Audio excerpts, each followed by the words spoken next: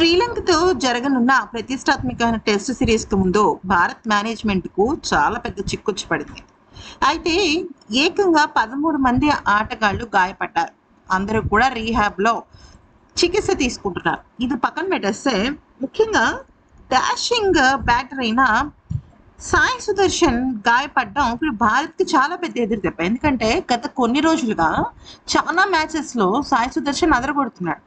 అసలు నిజం చెప్పాలంటే సాయి సుదర్శన్ మిడిల్ ఆర్డర్‌లో సూపర్ డూపర్ ప్లేయర్. మూడో స్థానానికి పర్ఫెక్ట్ గేమ్ చేంజర్ అని చెప్పాలి. మరి ఇప్పుడు తనకి కాలి గాయం కారణంగా తను అనూహ్యంగా జట్టుకు దూరం అయిపోయాడు. మరి తన స్థానంలో ఎవరు రాబోతున్నారనేది చాలా పెద్ద విషయం. అయితే శ్రీలంక పర్యటన ప్రారంభానికి ముందు టీమిండియాను గాయాల సమస్య వేధించడం మొదలైంది. భారత్ ఏ పర్యటనలో బొటనవేలికి తీవ్రమైన గాయం నుంచి యంగ్ ఓపెనర్ సాయి సుదర్శన్ కోలుకోలేదు. బెంగళూరులోనే తను కూడా వైద్యం తీసుకుంటున్నాడు. దీంతో సెలక్షన్ చైర్మన్ అజిత్ అగాకర్ నేతృత్వంలో అనుభవజ్ఞుడైన సర్ఫరాజ్ ఖాన్కు సాయి సుదర్శన్ స్థానంలో ఎంపిక చేయడం జరిగింది. అయితే కొన్నాళ్ళుగా జాతీయ జట్టుకు దూరంగా ఉంటున్న సర్ఫరాజ్ ఈ అనూహ్యమైన పిలుపుతో కొలంబో చేరుకుని జట్టుతో కలవనున్నాడు.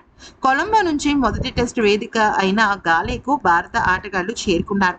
ఇప్పటికే ప్రాక్టీస్ సెషన్స్ అన్ని చేస్తున్నారు.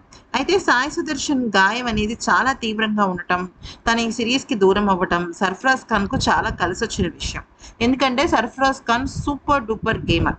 అయితే నిజం చెప్పాలంటే దేశవాళీ క్రికెట్లో పరుగుల వరద పారిస్తాడు.